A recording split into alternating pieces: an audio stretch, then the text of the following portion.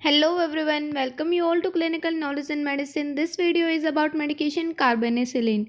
As its name shows, it belongs to the group of penicillins, which is antibiotic, and subgroup carboxypenicillin. Here you learn about its indications, contraindications, questions, and side effects. Let's start.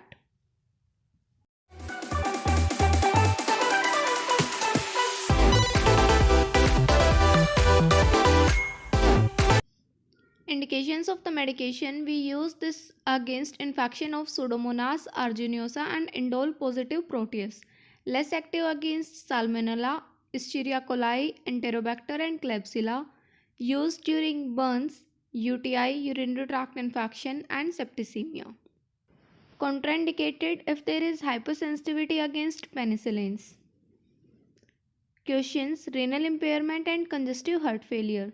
Side effects which may occur: GI disturbances, bleeding, sodium retention leading to congestive heart failure. This is all about carbenicillin. Thank you.